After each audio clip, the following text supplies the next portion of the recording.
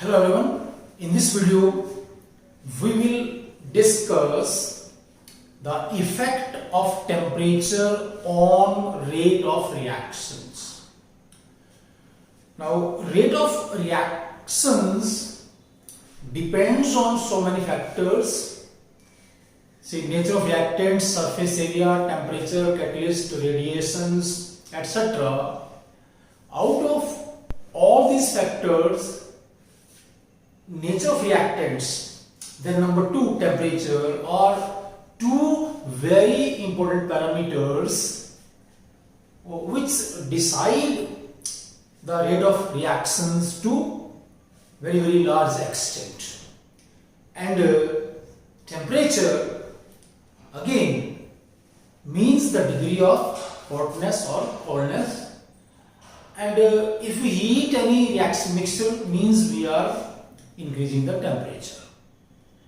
Depending on the effect of temperature on different reactions, mostly all the reactions can be put into three categories. First, we have those reactions in which rate increases exponentially.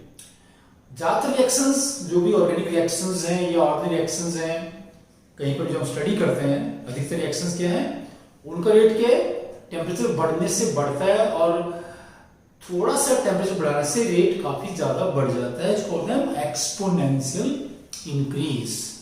और यहाँ पर अगर हम graphically इसको दिखाना चाहें, इसमें क्या होगा, पहले हमारे पास इधर हम नीचे टेम्परेचर लेंगे, यहाँ पर टेम्परेचर है, इधर हमारे पास क्या है, रेट ऑफ रिएक्शन है। तो क्या होना है कि ज्यादा रिएक्शन में ऐसे बढ़ता है रेट, ठीक है, धीरे धीरे बढ़ता है, फिर एकदम से बढ़ जाता है। कोई भी आप रिएक्शन लीजिए, ऐसे भी आप इस रिएक्शन से H2 plus I2 equal to 2HI C plus O2 that is CO2। तो इन सभी रिएक्शंस में टेम्परेचर बढ़ाने से रेट बढ़ता है। दूसरा हमारे पास वो रिएक्शंस हैं जिनमें क्या होता है, शुरू में रिएक्शन धीरे धीरे बढ़ता है और फिर एकदम से बढ़ जाता है, इनको बोलते हैं एक्सप्लोसिव रिएक्शंस। तो नंबर 2 पे हमारे पास क्या है, एक्सप्लोसिव रिएक्शंस है। जैसे आप जानते हैं कि अगर हम सोडियम मेटल को यहाँ पर रिप्लेस, हमारे पास क्या है, वाटर है, यहाँ से क्या बनेगा, हम आपको बोलेंगे H2 गैस बनती है, बहुत सी एनर्जी निकलती है, साथ में क्या बनता है, आपका सोडियम हाइड्रोक्साइड बन जाता है।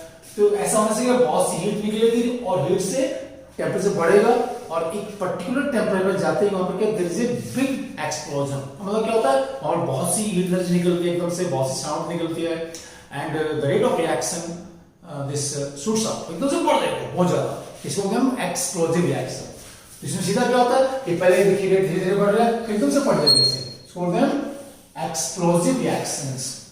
नंबर 3 में हमारे पास वो रिएक्शंस हैं जो एंजाइम्स द्वारा कैटलाइज होती है। तो इनमें भी क्या होता है, शुरू में जब टेम्परेचर कम है, धीरे धीरे टेम्परेचर बढ़ाने से एंजाइम की रिएक्शन को कैटलाइज करने की जो कैपेसिटी है, पावर है, वो बढ़ जाती है, या कह लीजिए रिएक्शन का रेट बढ़ता है। फिर एक पर्टिकुलर टेम्परेचर पर एंजाइम किसी भी रिएक्शन को मैक्सिमम कैटलाइज करता है, and that temperature is the optimum temperature. If we increase temperature beyond optimum temperature, the rate of reaction drops very rapidly। तो एंजाइम कैटलाइज्ड रिएक्शंस में क्या है, जो बिहेवियर है वो एकदम से क्या बोलेंगे, एब्नॉर्मल सा है, कि पहले क्या धीरे धीरे टेम्परेचर बढ़ने से रेट बढ़ रहा है, फिर पर्टिकुलर टेम्परेचर पर रेट मैक्सिमम हो जाता है और उसके बाद टेम्परेचर बढ़ाएंगे तो रेट एकदम से नीचे गिर जाता है। और ग्राफिकली हम इसको यहाँ से हमने दिखाया भी है, यहाँ से रिसॉल्व कर सकते हैं। तो थर्ड जो हमारे पास रिएक्शंस हैं जिनको हमने यहाँ पर भी ए, बी और सी ग्राफ से यहाँ पर दिखाया हुआ है। इसमें हमारे पास क्या, धीरे धीरे रेट बढ़ेगा एंजाइम कैटलाइजेशन में, और यहाँ पर ये क्या है, यहाँ पर ये ऑप्टिमम टेम्परेचर है, यहाँ पर रेट एकदम से मैक्सिमम होगा। उसके बाद अगर हम टेम्परेचर को ज्यादा करेंगे तो रेट एकदम से नीचे आएगा, बड़ी फास्टली नीचे गिरेगा, या एंजाइम रिएक्शन को एकदम से कैटलाइज करना बंद कर देंगे। ओके प्लीज, फिर क्या है, यदि हम टेम्परेचर के प्रभाव को मैथमेटिकली एक्सप्रेस करें ताकि हम कैलकुलेशन करके दिखा सकें कि टेम्परेचर अगर हम 1 डिग्री बढ़ाते हैं या 2 डिग्री बढ़ाते हैं तो रिएक्शन रेट कितना बढ़ता है मैथमेटिकली। तो ऐसा करने के लिए हमारे पास क्या है, देयर आर टू वेज और देयर आर टू मेथड्स। पहला हमारे पास क्या है, पहला तरीका क्या है, उसको बोलते हैं टेम्परेचर कोएफिशिएंट है।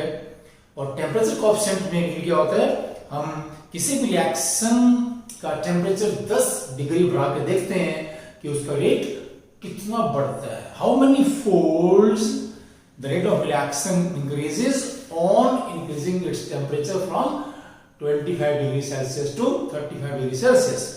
And let's see the mathematical form of temperature coefficient. तो टेम्परेचर कोएफिशिएंट एक हमारे पास क्या संख्या है जो हमें ये बताएगी कि किसी भी रिएक्शन के केस में उसका टेम्परेचर 10 डिग्री बढ़ाने से रेट कितना बढ़ा। सो टेम्परेचर कोएफिशिएंट ऐसे उठाएंगे, एक्सेप्ट कर दो, rate of reaction at 35 degree C divided by rate of same reaction at 25 degree C, right. मतलब हमने करना क्या है कि मान लो हमारे पास कोई भी एक रिएक्शन है, suppose we have this reaction that is C12H22O11। जानते हैं कि रिएक्शन है, इसमें सुक्रोज है, पानी सिलेक्ट करता है, यहाँ पे क्या बनता है आपका ग्लूकोज एंड फ्रक्टोज, ठीक है। अब क्या करेंगे, इसका रिएक्शन का टेम्परेचर निकालने के लिए, टेम्परेचर कोएफिशिएंट निकालने के लिए rate of reaction okay at 35 degree C and rate of reaction at 25 degree C. Look, we perform or we run this reaction at two different temperatures in two different vessels, right? फिर क्या है, ये जो दो हमारे पास rate आते हैं, इनका जो अनुपात आता है that is roughly 4.2, ये 4.2 के बराबर है। समझो कि यहाँ पर क्या होगा कि इस रिएक्शन में रिएक्शन का टेम्परेचर 25 से 35 करने पर रेट लगभग 4 गुना बढ़ जाता है, 4 टाइम्स। अगर हम और भी दूसरी रिएक्शंस में, उन सभी में जो टेम्परेचर कोएफिशिएंट है उसकी वैल्यू क्या है, लगभग कितना आती है, वही रफली, और जो रिएक्शंस हैं जितनी हम कहते हैं रफली ये वैल्यू क्या है, 2 और 3 के बीच में आती है। अगर हम कोई और रिएक्शन ले कोई भी और कहें कि उसमें जो टेम्परेचर कोएफिशिएंट है वो 2 है, ठीक है, so we have some other reaction in which the temperature coefficient is 2, what actually it means, इसका मतलब क्या है या इसकी फिजिकल इंपॉर्टेंस क्या है। जो हम कह रहे हैं कि हमारे पास रिएक्शन है, उसका टेम्परेचर कोएफिशिएंट 2 है, इसका मतलब क्या है कि उस रिएक्शन का रेट 35 डिग्री सेल्सियस पर 25 के कंपैरिजन में दुगना है, ठीक है। वो रिएक्शन 35 डिग्री सेल्सियस पर 25 के कंपैरिजन में डबल रेट से होती है, उसकी स्पीड क्या है, डबल हो जाती है। दूसरा हमारे पास क्या है, the quantitative study of effect of temperature on reaction rates was done by Arrhenius at very large level, ठीक है। मतलब क्या Arrhenius ने क्या किया, बहुत सी अलग अलग रिएक्शंस को अलग अलग टेम्परेचर पे करके एक डेटाबेस तैयार किया और उस डेटाबेस के आधार पर मतलब क्या है, Arrhenius ने बहुत सारी रिएक्शंस को अलग अलग टेम्परेचर पर स्टडी किया, फिर उसके पास जो डेटाबेस तैयार हुआ उसके आधार पर उसने क्या है, एक इंपेरिकल इक्वेशन, इंपेरिकल फॉर्मूला हमें दिया, एंड दैट इंपेरिकल फॉर्मूला और equation is known as the Arrhenius equation, which is very important, which gives us the quantitative relationship between rate and temperature of a reaction. ये formula हमें ये बताएगा कि किसी भी रिएक्शन का टेम्परेचर अगर हम 2 डिग्री बढ़ाते हैं तो रेट कितना बढ़ जाता है, अगर हम 10 डिग्री बढ़ाते हैं तो रेट कितना बढ़ जाता है। तो ये फार्मूला क्या है, let's see please. Arrhenius equation, which is very important equation in chemical kinetics.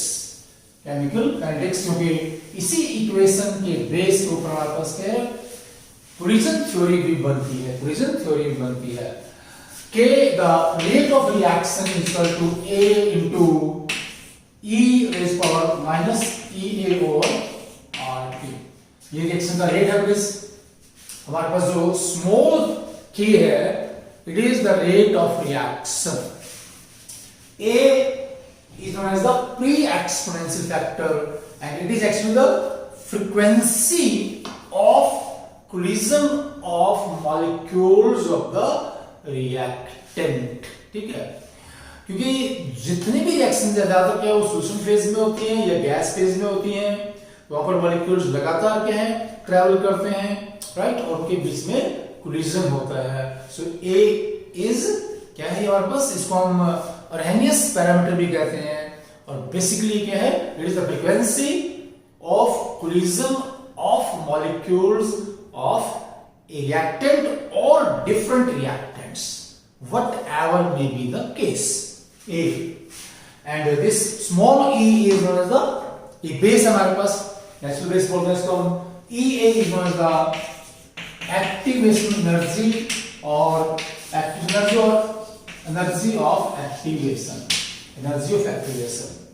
तो इसमें हमारे पास क्या है, अगर इसको ग्राफ से दिखाना चाहिए एनर्जी ऑफ एक्टिवेशन को, हमारे पास क्या है, किसी भी रिएक्शन का एनर्जी प्रोफाइल डायग्राम अगर ड्रा करें तो कोई भी रिएक्शन हमारे पास जनरल रिएक्शन है, उसमें हमारे पास ये रिएक्टेंट्स हैं आपके A और B दो, ठीक है, ये कोलाइड करते हैं और यहाँ पर ये इनकी एवरेज एनर्जी है। ठीक है, अगर इनकी एनर्जी क्या है, यहीं पर है, तो कोलिजन होने पर रिएक्शन नहीं होगी। तो इनके पास क्या है, कुछ एनर्जी की एक विशेष अमाउंट होनी चाहिए, उसे क्या बोलते हैं, that is equal to threshold energy. क्या है वो, थ्रेशोल्ड एनर्जी। मतलब यहाँ पर देखिए, यहाँ पर आते हैं, यहाँ से आता है, ठीक है, ये इतनी एनर्जी, ये जो रिएक्शन है इसको होने के लिए हमारे पास क्या है, ये इतना एनर्जी चाहिए। ये हमारे पास क्या है, ET थ्रेशोल्ड एनर्जी पूरी, ये यहां से यहां तक। और ये देखिए प्लीज, जो थ्रेशोल्ड एनर्जी और हमारे पास मॉलिक्यूल्स की एवरेज एनर्जी का डिफरेंस है, this is equal to EA, energy of activation. EA क्या है, ये किसी भी मॉलिक्यूल द्वारा कुछ एक्स्ट्रा एनर्जी जो वो गेन करता है कोलिजन के दौरान, उसकी वैल्यू है। So energy of activation is the extra energy gained or acquired by a reactant molecule during collision so that it can form product after collision। ठीक है, ये एक्स्ट्रा एनर्जी होती है, minimum extra energy, okay, which the reacting molecule acquires during collision। फिर हमारे पास क्या है, यहाँ से ये आपका ये बन जाएगा यहाँ पर प्रोडक्ट, ठीक है, यहाँ से ये बन जाता है, ये प्रोडक्ट है यहाँ पर, और ये हमारे पास इतना क्या है, ये आपका एक्टिव यूनिट कॉम्प्लेक्स है। X star is the active unit complex। This is the energy of activation। R is the gas constant and T is the temperature in Kelvin at which the reaction is going on। T Kelvin में या absolute scale में वो temperature है जिस पे हम reaction को perform करते हैं, जिस पे रिएक्शन होती है। तो ये जो इक्वेशन है हमारे पास, इसके बहुत से यूज है। तो पहला यूज क्या है कि इससे क्या हम किसी भी रिएक्शन की एनर्जी ऑफ एक्टिवेशन निकाल सकते हैं और किसी भी रिएक्शन में मॉलिक्यूल्स की जो कोलिजन फ्रीक्वेंसी है वो भी निकाल सकते हैं, राइट, किससे, अर्हेनियस इक्वेशन से। तो पहले देखते हैं कि अगर इसका हम लोग लेंगे यहाँ पर, गिवन में आपका ये ln k equal to that is ln a minus EA over that is RT। So as you first that is 1 over T। अब यहाँ पर देखिए प्लीज, किसी भी रिएक्शन के लिए जो A है वो कांस्टेंट होता है और टेम्परेचर को चेंज करने से रिएक्शन का रेट चेंज होगा। तो ये एक स्ट्रेट लाइन इक्वेशन हमारे पास बन जाती है यहाँ पर, ठीक है, it is straight line equation that is y is equal to c plus mx। और यहाँ पर c ये क्या है, ये इंटरसेप्ट है यहाँ पर, और m इसका नेगेटिव स्लोप है, दैट इज योर EA और R, और x के दैट इज 1 over T। तो किसी भी रिएक्शन का EA निकालने के लिए और साथ में के कोलिजन फ्रीक्वेंसी का निकालने के लिए हम क्या करते हैं कि उस रिएक्शन को हम 4 अलग अलग टेम्परेचर पर परफॉर्म करते हैं. We run the same reaction 4 times at 4 different temperatures and measure practically the rate of the reaction. ठीक है, तो क्या करें यहाँ पर 4 अलग अलग टेम्परेचर पर रेट निकाल रहे हैं. तो उससे हम क्या करेंगे प्लीज, जो रेट निकाल करके तो हमारे पास क्या है, एक डाटा चैनल होता है, हमारे पास 4 वैल्यूज हैं ये. Clear? So what we have, that is T1, T2, T3, T4, K1, K2, K3 and that is your K4, right?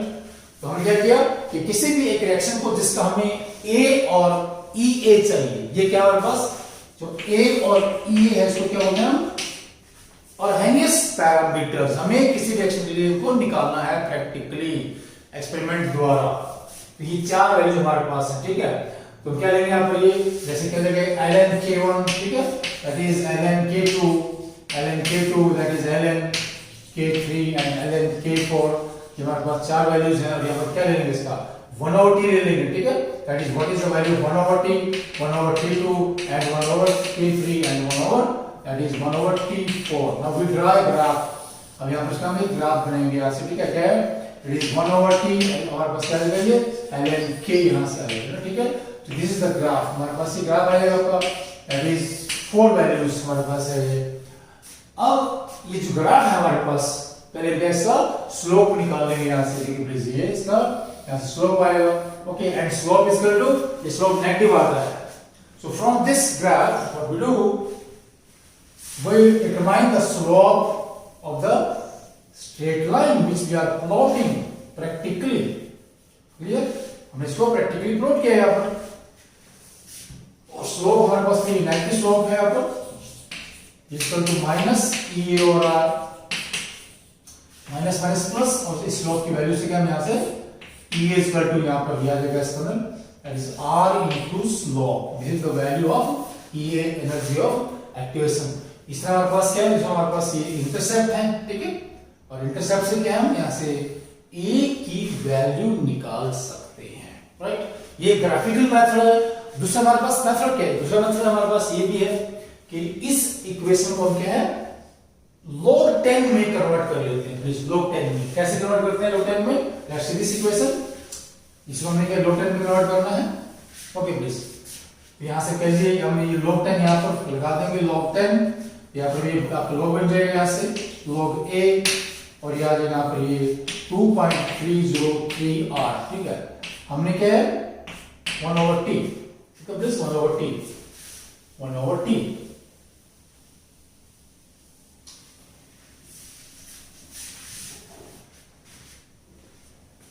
So this is your log K, right, is equal to log A minus EA or 2.303 R into 1/T. अब हम क्या करते हैं, कोई भी reaction है, ठीक है, उसको 2 अलग अलग टेम्परेचर पर परफॉर्म करना है. ठीक है, यहाँ पर थोड़ा क्या है, हमारा काम कम हो जाएगा या इसमें हमें कम टाइम लगाना पड़ेगा, कम मेहनत करनी पड़ेगी, और ठीक है रिजल्ट्स भी ठीक ही आते हैं, लेकिन ग्राफिकली रिजल्ट ज्यादा बेटर आते हैं. प्लीज हमेशा ये होता है कि जब हम किसी भी वेरिएबल की, किसी भी कांस्टेंट की, किसी भी पैरामीटर की वैल्यू ग्राफिकली निकालते हैं, that is more accurate and more authentic as compared to a value which we calculate from a formula. This is very simple. This is very simple. Okay, तो क्या करना है प्लीज, एक reaction को हम 2 अलग अलग टेम्परेचर पर करेंगे. लेट्स से ये आपका this is the K1 rate at temperature T1. Clear, ये कोई इक्वेशन बन जाएगा हमारे पास. लेट्स से दिस इक्वेशन 3 आपका नंबर दे दीजिए. फिर क्या हम उसी रिएक्शन को दूसरे एक हायर टेम्परेचर पर करते हैं T2 के ऊपर, that is log K2 is equal to log A minus EA और 2.303 1/T2, right, that is 4. अब हम क्या करेंगे प्लीज, देखिए ये जो हमारे पास इक्वेशन है 4, इसमें से 3 को घटा देंगे। सब्ट्रैक्टिंग इक्वेशन 3 फ्रॉम इक्वेशन 4, ठीक है, बनेगा आपका यहां पर that is log k2 minus log k1, right, is equal to log a cancels. ठीक है, तो हमने ये सब्ट्रैक्ट किया है ये वाली इक्वेशन में, ठीक है, जो पहले वाले तीसरे वाले, तो ये पॉजिटिव बन जाएगी। तो यहां पर ये EA जो कॉमन है 2.303 r into 1 over T1 minus 1 over T2, ये माइनस हो जाएगा आपका जो T2, ठीक है। सो सब्ट्रैक्टिंग 3 from 4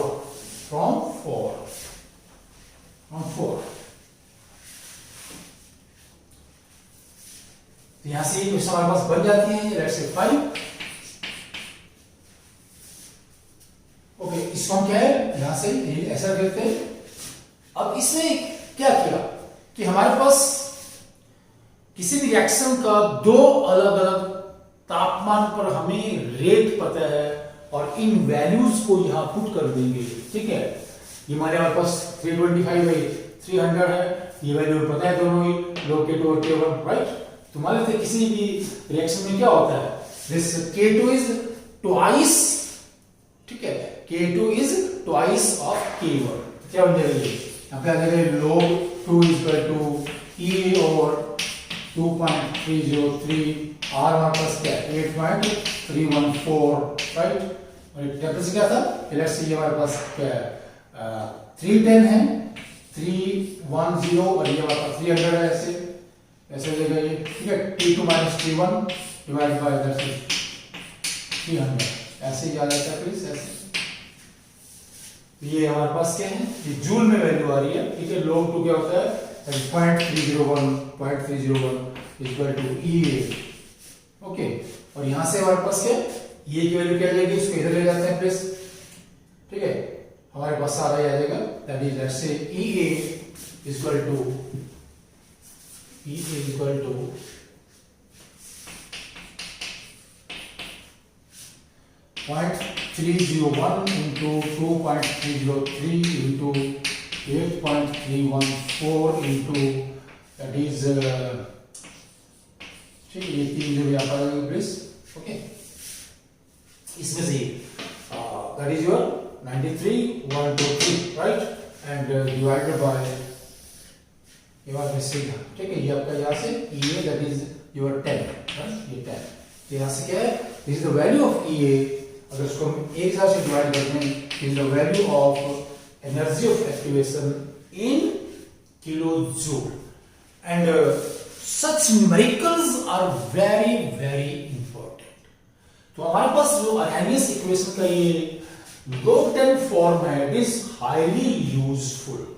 इससे हमारे पास क्या 3 लाभ हमारे पास होते हैं, क्या देखिए, पहला तो क्या है कि इस इक्वेशन की मदद से हम किसी भी रिएक्शन का एनर्जी ऑफ एक्टिवेशन आसानी से निकाल सकते हैं, जिसको प्रैक्टिकली निकालना कई बार क्या है संभव नहीं होता है, या बहुत ही मुश्किल है बहुत से केसेस में, या कई बार क्या ये संभव ही नहीं होता है कि प्रैक्टिकली क्या इसका एनर्जी ऑफ एक्टिवेशन निकालें, लेकिन यहां से ये आराम से हम कर सकते हैं। तो करना क्या बेसिकली कि 2 अलग अलग टेम्परेचर पर उस रिएक्शन का रेट प्रैक्टिकली मेजर करना है, बस हमारा काम यहां से बन जाता है। दूसरा क्या होता है कि मान लिया हमें किसी एक रिएक्शन का EA पता है, हमने निकाल लिया, और एक टेम्परेचर पर उसका रेट पता है, किसी हाई टेम्परेचर पर वो रिएक्शन क्या है होती नहीं है, क्योंकि मतलब आपके जो रिएक्टेंट्स है वो उड़ जाते हैं, या हम रिएक्शन कंडीशंस को कंट्रोल नहीं कर पाते, ठीक है, कि हाई टेम्परेचर है बहुत ज्यादा T2, लेकिन थियोरेटिकली यहां पर हम निकाल के जैसे क्या है दिस हमारे पास K1 is known at lower temperature, EA is known, and this K2 the rate constant at any other desired temperature can be calculated theoretically। तो इसमें प्रैक्टिकल करने की जरूरत नहीं है, किसी भी रिएक्शन का हमें एनर्जी एक्टिवेशन पता है और एक टेम्परेचर पर रेट पता है, किसी भी दूसरे टेम्परेचर पर, चाहे वो टेम्परेचर कितना है 5000 डिग्री सी है, 10,000 डिग्री सी है, जिस पे वो रिएक्शन रिएक्टेंट्स एग्जिस्ट भी नहीं करते, लेकिन थ्योरेटिकली हम ये रेट बता सकते हैं कि इस टेम्परेचर पर अगर रिएक्शन पॉसिबल होगी तो इसका रेट ये आएगा। दूसरा हमारे पास क्या है कि अगर हमें दो अलग अलग टेम्परेचर पर, ठीक है, रेट पता है और एक टेम्परेचर पता है तो दूसरा टेम्परेचर भी कैलकुलेट कर सकते हैं। दूसरा टेम्परेचर भी कैलकुलेट कर सकते हैं यहां से कि एक रिएक्शन का रेट ये है कि what is the temperature at which the reaction is going on. So that's why this Arrhenius equation basically is a very important equation in chemical kinetics. Okay, please. Thanks. Namaskar.